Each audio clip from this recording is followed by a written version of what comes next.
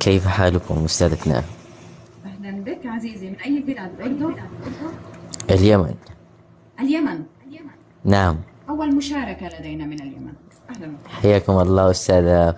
طبعا أولا أنا معجب بمحتواك الجميل والنادر رغم الهراء الموجود في هذا العالم الأزرق، وأحييك على هذا المجهود. شكرا شكرا أستاذي. لدي طبعا مشاركة، ومغزى مشاركتي هو أن أسمع ملاحظاتك ورأيك أيضا. نص من كتابتك. نعم. طيب، أتمنى أن لا يكون النص طويلا. إن شاء الله. إن شاء الله، تفضل. طبعا عنوان القصيدة آه. هو من أنا. مهم.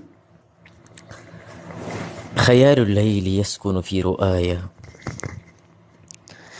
وخيل الصمت تصهل في دجايا، صراخ الآه يصخب في فؤادي، وكل الحزن يخلق من أسايا.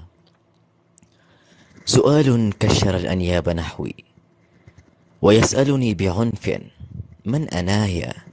الله. يعاتبني ويضنيني بماذا، ويسأل من أنا ولم عنايا. يحاول مقتلي ويريد صلبي، فأهرب نحو أحضان المرايا. أيسأل من أنا وأنا سؤال تذيله القنابل والشظايا. أنا طفل وعمري 1000 عام، وليد غدي وأسكن في صبايا. أفتش داخلي عني فأحبو إلى أمسي، ولا ألقى خطايا. أنا جفن ضناه الدمع نعيا، أنا الطوفان يعبر في حشايا، أنا الموؤود في رمس الأماني، أنا حلم تغازله المنايا. أنا ابن الريح والأمطار أمي، وخلف الغيم تمطرني الحكايا. أنا وطن تؤرقه دموع، جفاف الأرض يسقى من بكايا. أنا لون سماوي حرون، أكابر أن أعيش بلا سمايا.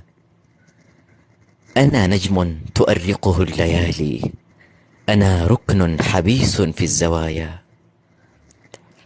أتعرفني لتقرأ صمت بوحي، أتدرك ما تخبئه شفايا. أنا عني فقيد لم أجدني، وتحملني كما طفل يدايا.